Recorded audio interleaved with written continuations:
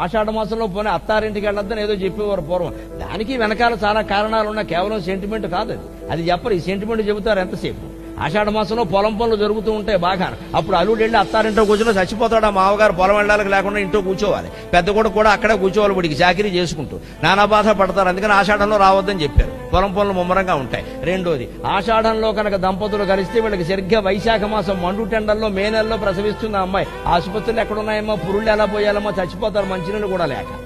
ఇన్ని రకాల దృష్టిలో పెట్టుకుని ఆషాఢంలో కొత్త దంపతులు కలవద్దు అన్నారు. దాని రహస్యం అది, సాంస్కృతికమైన ఆచారం. దానిలో సెంటిమెంట్ చేసేసి ఆ ఆషాఢంలో మా వాడు వద్దంటే అత్తారింటికి వెళ్ళాడు, అందుకే వస్తుంటే ప్రమాదం జరిగింది. దానికి దీనికి సంబంధం లేదు. దానివల్ల పెడితే ప్రమాదం జరగదండి. అలా పుట్టమండి ఎప్పుడు ఆచారం. అందుకని ఆషాఢ మాసంలో పోనీ అత్తారిల్లంటే అర్థం చేసుకోవచ్చు. మొన్న ఎవరో నాకు ఫోన్ చేసి, ఏమంటే మా పిల్లాడికి అక్షరాభ్యాసం చేద్దాం అనుకుంటున్నా, ఇప్పుడు చేయించాను అడిగాడు. ఆషాఢానికి అక్షరాభ్యాసానికి సంబంధం ఏంటి? పైగా ఆషాఢంలో జూన్ జూలైలో అక్షరాభ్యాసం చేయకపోతే డిసెంబర్లో చేస్తారా? ఆ స్కూల్లో వెయ్యాలా వద్దా? స్కూల్లో వెయ్యాలంటున్నాడు. బాసర పెడతానంటున్నాడు. అంటే బాసర వెళ్ళడానికి కూడా ఆషాఢం మంచిది కాదు. అమ్మవారు అంత దుర్మార్గురాలా? సరస్వతీదేవిని దర్శించడానికి కూడా ఆషాఢ మాసమే.